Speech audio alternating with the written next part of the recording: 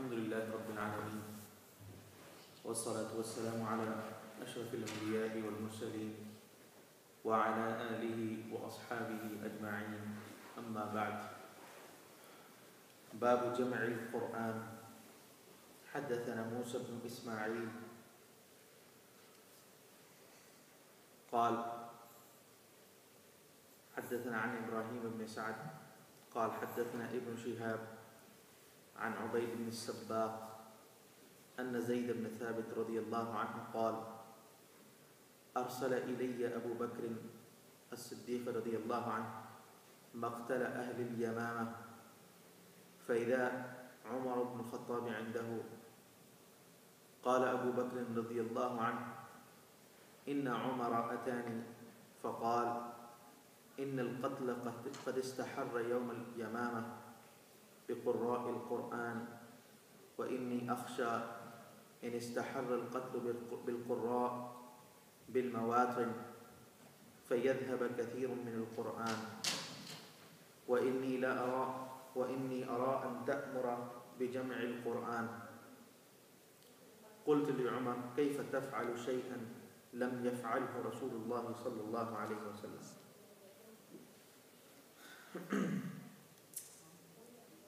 Tonight is the first hadith session after the blessed month of Ramadan.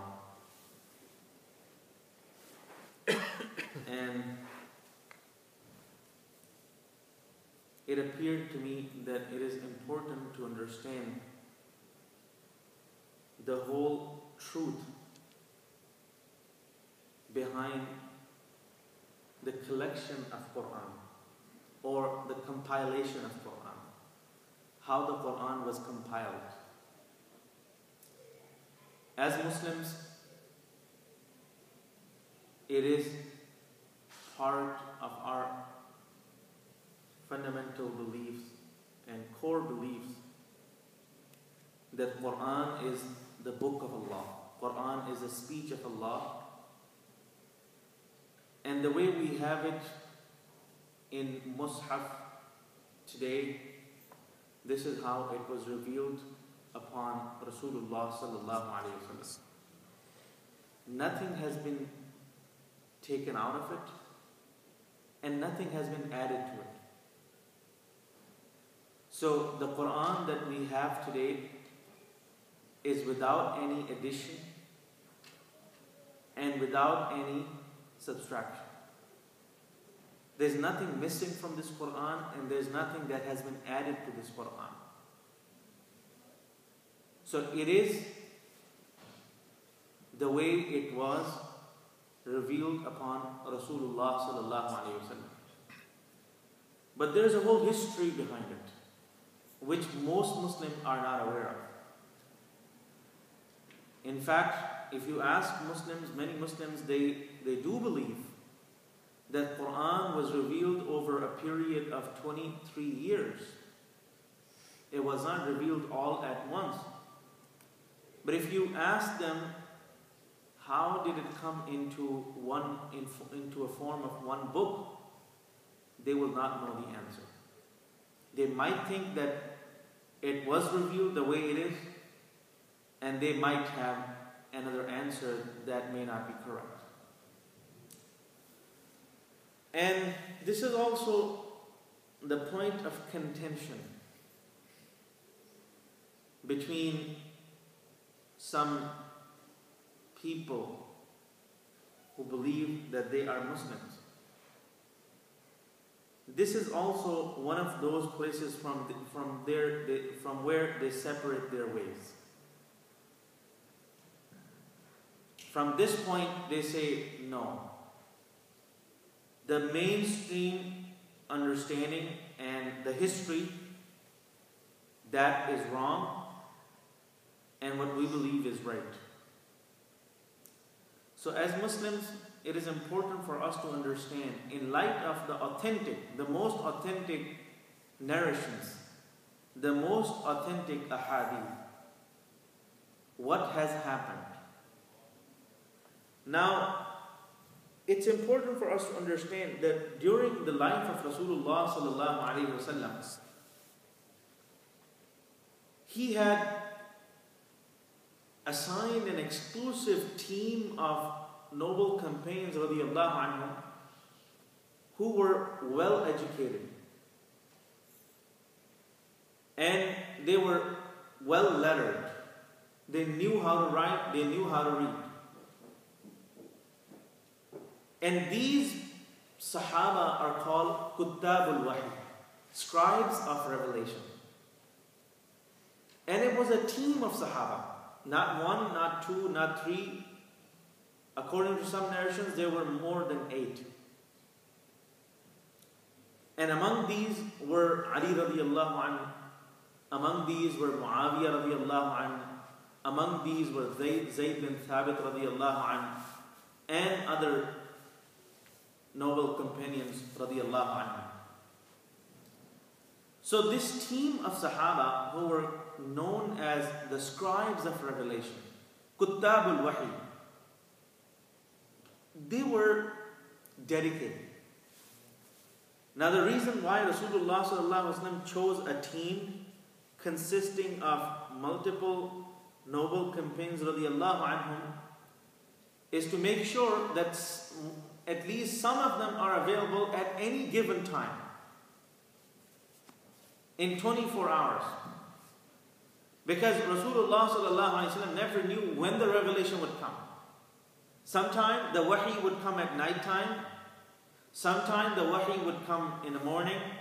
Sometime the wahy would come in the evening. Sometime wahy would come while he's in Mecca. Sometime the wahy would come while he's in Medina. Sometime the wahy would come while he's traveling. So there was nothing fixed. There was no schedule of revelation that this day and this time the revelation will come, and this day and this time the revelation will not come. So in order to make sure that some of the scribes of revelation are always available, Rasulullah sallallahu alaihi wasallam had chosen a team. He had chosen a team of those Sahaba who were able to read and write. So now whenever the revelation would come and Rasulullah sallallahu alaihi wasallam would complete the receiving of revelation, he would call either one of these Sahaba or a few of these Sahaba. He would call them wherever they were.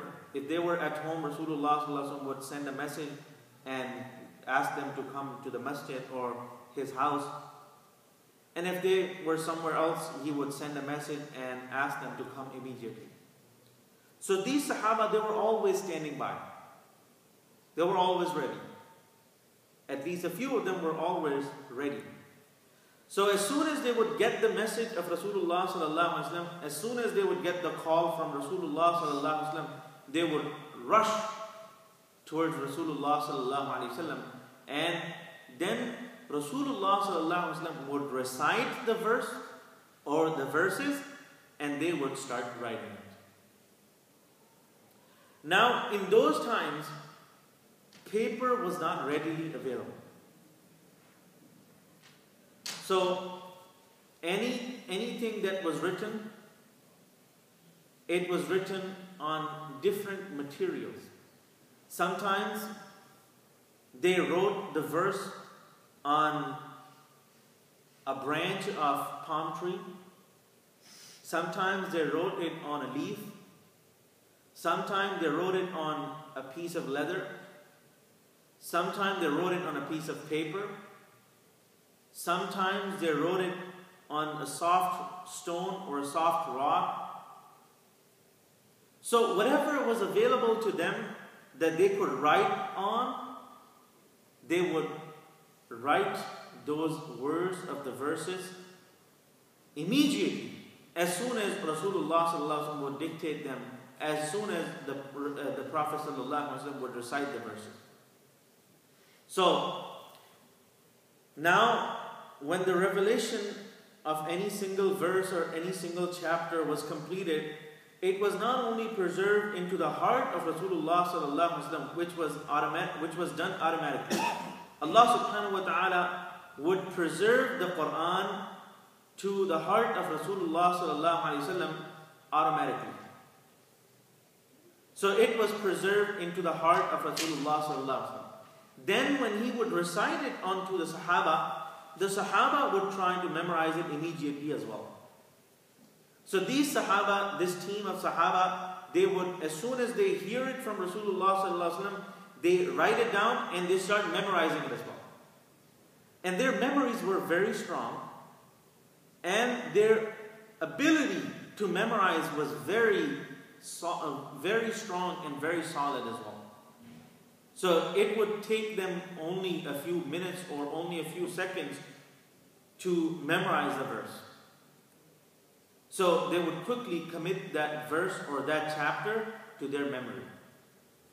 So now at this point, we would have multiple Sahaba who have already memorized this verse of Quran or this chapter of Quran, and they have already put it into writing as well. They have already preserved it in writing as well. So it was preserved into the heart of Rasulullah sallallahu alaihi wasallam. Then it came onto the writing form, and then it also came into the hearts of other Sahaba. And then when they taught it to others, or when Rasulullah sallallahu alaihi wasallam said it to others and recited before others, they memorized it as well.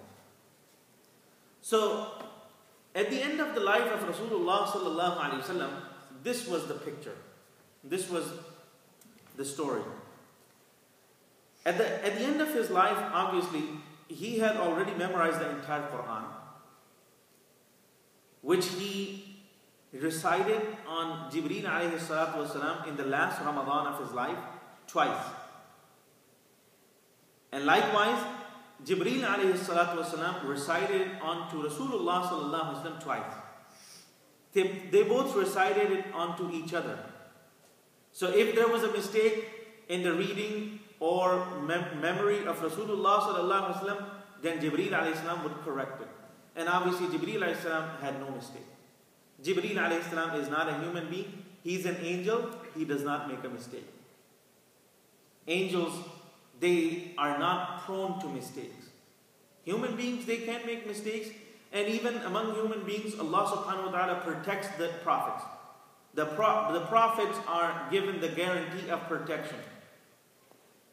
And other human beings are not given the guarantee of protection. But angels, they have no possibility of making mistake. So Jibreel alayhi salatu wasalam, he would recite it onto Rasulullah sallallahu alaihi wasallam as well. So Rasulullah sallallahu alaihi wasallam would double check if there was anything missing, or if there was any mistake, or if there was anything that needed to be corrected. So at the end of the life of Rasulullah sallallahu alaihi wasallam, the Quran was already in his heart, incomplete. Then it was already recited to thousands of Sahaba, and there were thousands who had memorized the entire Quran. So these Sahaba who had memorized the entire Quran, they were called Huffaz. Huffaz is the plural of Hafiz, and Hafiz means someone who has completed the memorization of entire Quran. So at that time there were thousands of Huffaz.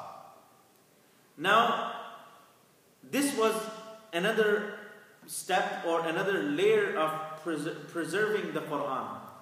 Then the Quran was already in form of writing, but it was not compiled in one place.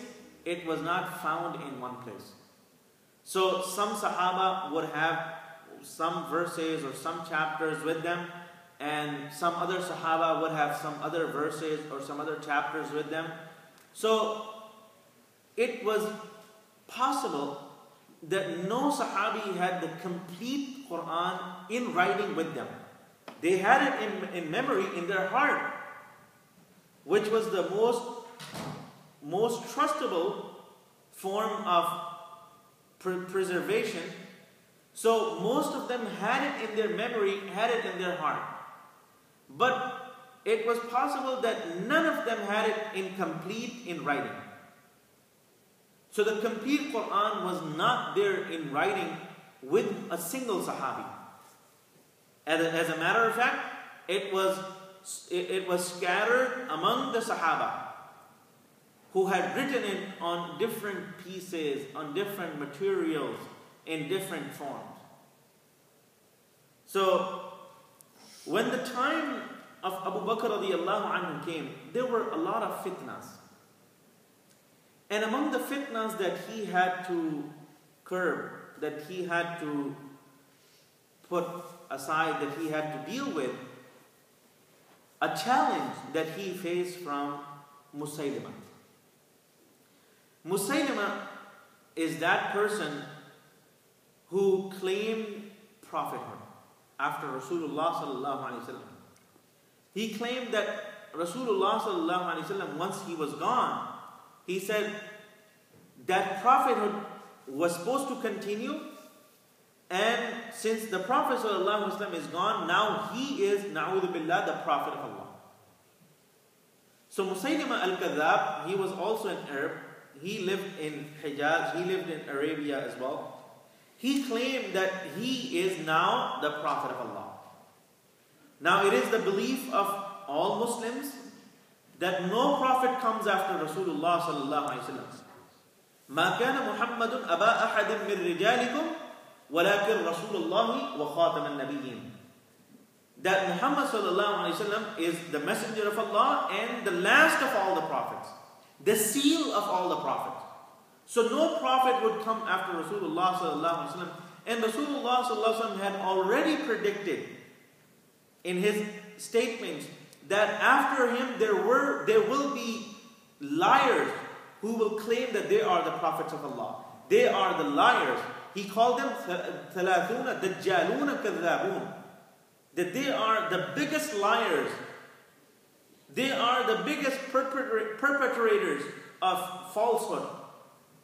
And Musaylima al-Kadhab was one of those people who claimed that he was a prophet of Allah, na'udhu billah, but he was a liar. So Abu Bakr radiallahu anh had to deal with this challenge. And Abu Bakr radiallahu anh had just taken on the reins of leadership. He had just started to collect the Sahaba and started putting them together, because it was not an ordinary incident that Rasulullah sallallahu alaihi wasallam all of a sudden he left from this world. Nobody was expecting it.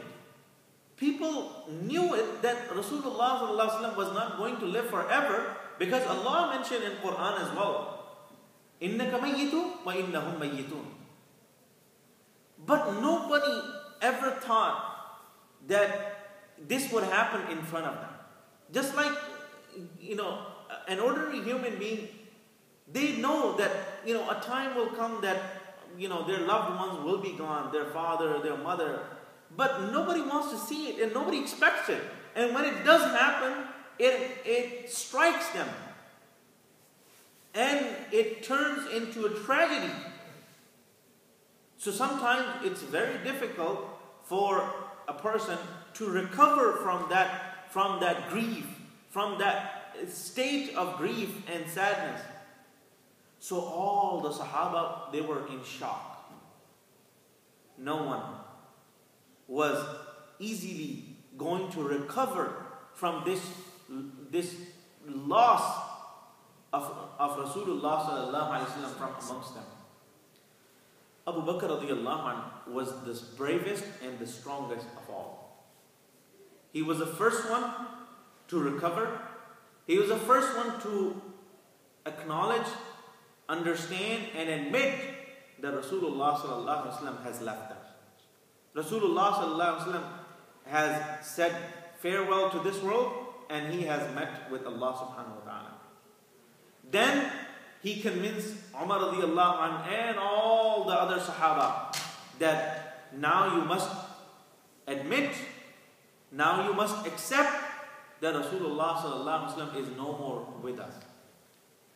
His Sharia, his teachings, and His advices, His instructions are with us, and we have to live with those, but He Himself is not with us anymore. He has met with Allah subhanahu wa ta'ala. So this happened, the incident of Musaylima, only soon after the demise of Rasulullah sallallahu alaihi wasallam, the departure of Rasulullah sallallahu alaihi wasallam. So Musaylima, he said, now since he's gone, na'udhu billah, since Rasulullah sallallahu alaihi wasallam is gone, he said, I am the Prophet of Allah, and all the Arabs, they must come and do the pledge of allegiance on my hands and must obey me. So Abu Bakr radiallahu anhu, he had to take immediate action to challenge, to face this challenge from Musaylima al-Kadhdhab. So he prepared a large army of Sahaba who were tasked to confront Musaylima and his army. Musaylima had already gathered an army, and he was also ready to attack Medina and Makkah and other places. So Abu Bakr radiallahu anhu took offensive action, and he sent army of Sahaba to challenge Musaylima and fight with him. If he surrenders, if he comes back to Islam, if he renounces his apostasy and his ridda, then that's good for him. He will save his life, and he will save the lives of all those who followed him. But if he does not renounce his apostasy, his ridda, and he continues the path of rebellion, then the Sahaba radiallahu anhum had no choice but to fight with him, go into war with Musaylima al-Kadhdhab. So Sahaba radiallahu anhum, they engaged in heavy fighting with Musaylima al-Kadhdhab, and the fighting was very heavy, very, very bloody, and obviously Musaylima died, he was killed, and the people that were following him, they were all killed or captured. But on the side of Muslims, there was a great loss of Sahaba as well. And unfortunately, among the Sahaba who were lost, who were martyred on that day, many of them were huffaz of Quran. Many of them were those Sahaba who had completed the memorization of entire Quran. So it was a big loss for Muslims. According to one narration, 700 of huffaz, 700 of those Sahaba who had memorized the complete Quran, they were martyred on this day. So it was a big loss for Muslims. Now when this happened, this day is known as, and this battle is known as the Battle of Yamama. So when this happened, the news came back to Abu Bakr radiallahu anhu and Umar radiallahu anhu and other Sahaba. Abu Bakr radiallahu anhu was in charge. He was Amirul Mu'mineen. He was the Khalifa of Rasulullah sallallahu alaihi wasallam. So he was the man who had the decision-making power. So the news came back to Abu Bakr radiallahu anhu and Umar radiallahu anhu. Umar radiallahu anhu was the closest companion of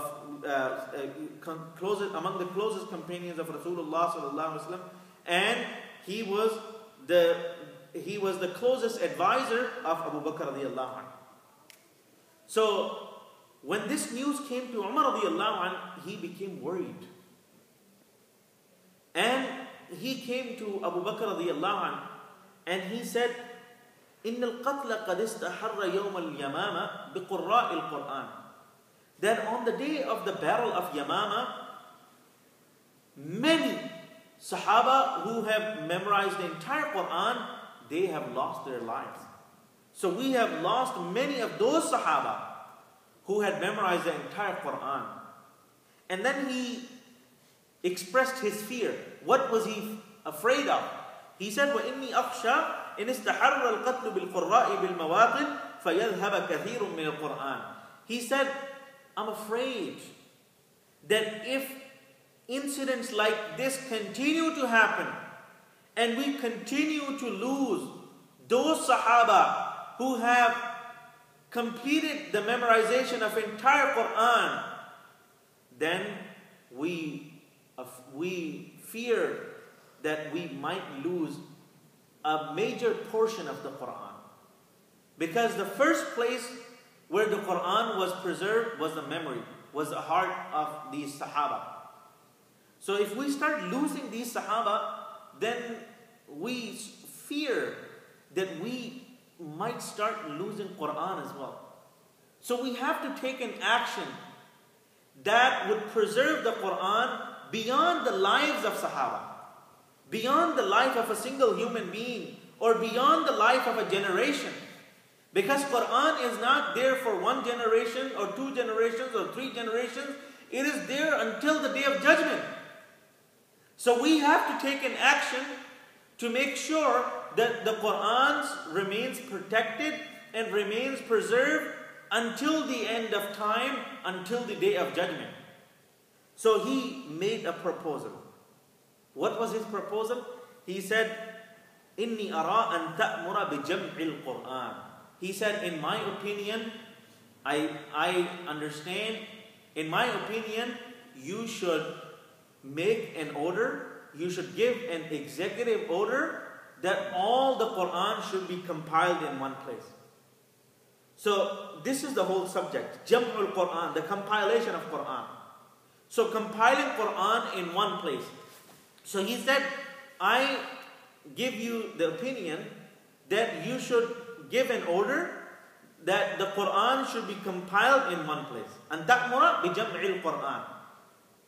So Abu Bakr radiallahu anhu said to Umar radiallahu anhu, immediately he said, كيف تفعل شيئا لم يفعله رسول الله صلى الله عليه وسلم. He said, how can you do something that the Prophet صلى الله عليه وسلم never did? The Prophet صلى الله عليه وسلم never compiled the Quran in one place. He had it written by the Sahaba, by the scribes. He had it memorized by the Sahaba, but he never took any action to preserve it in one place, to compile it in one place. So at this point, Abu Bakr radiallahu anh was very, very cautious. He did not want to do anything that was not done by Rasulullah sallallahu alaihi wasallam. So he said, how can you do something that the Prophet ﷺ never did? So Umar radiallahu anh, he said, هَذَا وَاللَّهِ خَيْرٌ. That this is, I swear by Allah, is a good thing. If we do this, this is good. Khair means this is from Allah. This is something good. There's no evil in it. There's nothing bad in it. So, in other words, Umar radiallahu anh was explaining to Abu Bakr radiallahu anh that there is no violation of Rasulullah sallallahu alaihi wasallam's instruction, because Rasulullah sallallahu alaihi wasallam never said that do not compile Quran in one place. If he had said something like this, that never compile Quran in one place, never have it written in one place, then doing something like this would be a violation of Rasulullah sallallahu alaihi wasallam's instruction. So he said, there is no violation in doing this to the sunnah of Rasulullah sallallahu alaihi wasallam and to the teachings of Rasulullah sallallahu alaihi wasallam. Therefore, if we do it, it will be good. It will be good for the ummah, it will be good for the sahaba, and it will be good for the preservation and for the protection of Quran. Wallahi huwa khayr. So, Umar radiallahu anh, he continued to make the same request to Abu Bakr radiallahu anh, and Abu Bakr radiallahu anh continued to say the same response. He kept on saying that, how can you do something that Rasulullah sallallahu alaihi wasallam never did? Until Allah subhanahu wa ta'ala opened his heart. Allah subhanahu wa ta'ala opened the heart of Abu Bakr radiallahu anh, and he was able to understand the importance of this proposal, this suggestion of Umar radiallahu anh, and he accepted it. He said, no, this is good. This is something good that we need to do now. So from this, we also understand that sometimes we might not find an example from the life of Rasulullah sallallahu alaihi wasallam that we could follow. But if the wisdom of something, a proposal or suggestion is understood, and it is understood that it is going to be good for Muslims, then it should be adopted. If the ulama, they agree on something, if the ulama, they consider that this is going to be good for the ummah, this is going to be good for Islam, this is going to be good for Muslims, then even if it does not have the exact basis in the life of Rasulullah sallallahu alaihi wasallam, in the seerah of Rasulullah sallallahu alaihi wasallam, it would still be allowed.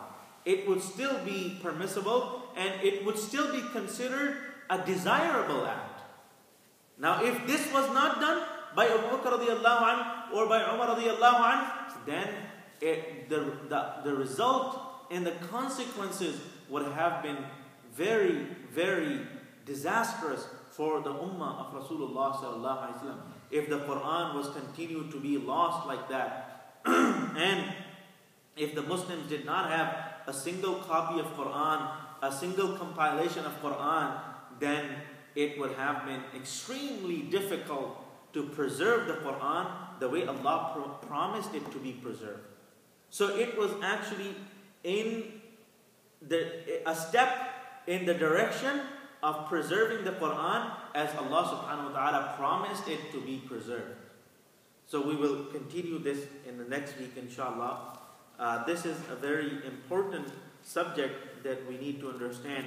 We're reading this from Sahih al-Bukhari, from the book of Imam Bukhari rahmatullahi alayh, in which all the ahadith are on the highest level of authenticity. There's no possibility of any weakness in the hadith or any falsehood in the hadith. So we're going to read this inshallah in our next session next Friday. There are actually two ahadith in this regard. The first hadith, the first incident is with regard to the compilation of Quran in the time of Abu Bakr radiallahu anhu, when Abu Bakr radiallahu anhu made an order and he asked Zayd bin Thabit radiallahu anhu to gather the Quran, to compile the Quran in one place. Then many years later, another incident appeared, because of which another Sahabi whose name was Huzaifa bin Yaman radiallahu anhu, he made a proposal to Uthman radiallahu anhu. So Uthman radiallahu anhu was the Amir at that time. He was the leader of Muslims at that time. So he made a proposal to Uthman radiallahu anhu, and that proposal was a separate proposal from this proposal that was made by Umar radiallahu anhu to Abu Bakr radiallahu anhu. So we will read both ahadith and we will see where they fit, both of them. They're both different incidents. Many people, they may get confused. Many people, without understanding the difference of time and also the incidents, the story, they get confused that, oh, how did it happen, what happened, and all this. So inshallah, there are two ahadith in this chapter. The first hadith is the one that we started tonight, which is by Zayd bin Thabit radiallahu anhu, and next hadith is by Huzaifa bin Yaman radiallahu anhu, by Anas bin Malik radiallahu anhu. So we will go through both of these ahadith, and we will go through some other details inshallah in our next session. May Allah subhanahu wa ta'ala gives us tawfiq to practice upon the sunnahs of Rasulullah sallallahu alayhi wa sallam. Ameen wa akhir da'wana alhamdulillahi rabbil alamin. Any questions? I have a quick question. Yes. As far as the revelation, because we have multiple verses obviously from different surahs, were they labeled in those leaves that they used to write them to say that this verse is from this surah, this is verse number 5 or something like that? Was it done that way? Very important question. So in this regard, every time a verse or chapter was revealed upon Rasulullah sallallahu alaihi wasallam, he would call these scribes, he would call these Kuttab al-Wahi, and then once he would dictate the words of those verses or those chapters to these Sahaba, he would also give them instructions. He would tell them, place this verse behind that verse or before that verse. And after this chapter or before that chapter. So he would give precise instructions. He would not leave it to Sahaba. So Sahaba never, ever placed any verse of Quran or any chapter of Quran in any order on their own. So Rasulullah sallallahu alaihi wasallam would instruct them, he would tell them that place this verse that is just revealed before such and such verse or after such and such verse in such and such chapter. Because there are also repeated verses in Quran. So if Rasulullah sallallahu alaihi wasallam had just mentioned the verse and not the chapter, they could have placed it in a different chapter. So he would tell them, place this verse before this verse or after that verse in this chapter or that chapter. So everything would be made clear to the scribes of revelation. So when the scribes of revelation, they would put it into memory. Obviously they would memorize it. So when they would memorize it, they would know that this verse fits over there. And in writing, they had it in different places. But in their memory, they knew. And not one person who knew where this verse was placed, but all of them, they knew where the verse was placed. So in their memory, they were reading it in order and in sequence. But in writing, they had it in different places and different pieces. So when the Quran was finally being compiled in the time of Abu Bakr radiallahu anhu, we will read into that inshallah next week. When it was finally being compiled, the Sahaba who were given this heavy task, this job of compiling the Quran, they would make sure that the verses are going in the right place, in the right chapter, in the right page, in the right place, in every surah, in every chapter. It may be good to advertise this as, since you're doing this series, to RI Muslims and maybe also provide. Yeah, I think inshallah we should send out an email to other Muslims as well, so they can benefit from this as well for next week inshallah. سبحانك اللهم وبحمدك أشهد أن لا إله إلا أنت أستغفرك وأتوب إليك. اللهم صل وسلم على عبدك ورسولك. اللهم صل على سيدنا مولانا محمد أفضل صلواتك بعدد معلوماتك. اللهم إنا نسألك الهدى والتقى والعفاف والغنى. اللهم إنا نسألك العفو والعافية والمعافاة الدائمة في الدين والدنيا والآخرة. اللهم حبب إلينا الإيمان وزينه في قلوبنا وكره إلينا الكفر والفسوق والعصيان واجعلنا من الراشدين. اللهم استر عوراتنا وآمن روعاتنا. اللهم احفظنا من بين أيدينا ومن خلفنا وعن يميننا وعن شمالنا ومن فوقنا وأن نغتال من تحتنا. رضينا بالله ربا وبالإسلام دينا وبمحمد صلى الله عليه وسلم رسولا ونبيا. ربنا آتنا في الدنيا حسنة وفي الآخرة حسنة وقنا عذاب النار. ربنا تقبل منا إنك أنت السميع العليم وتب علينا إنك أنت التواب الرحيم. وصلى الله تعالى على خير خلقه محمد وعلى آله وأصحابه أجمعين برحمتك يا أرحم الراحمين. Inshallah, next week we will have at the same time after Salat al-Maghrib, and we will have dinner for everyone as well inshallah.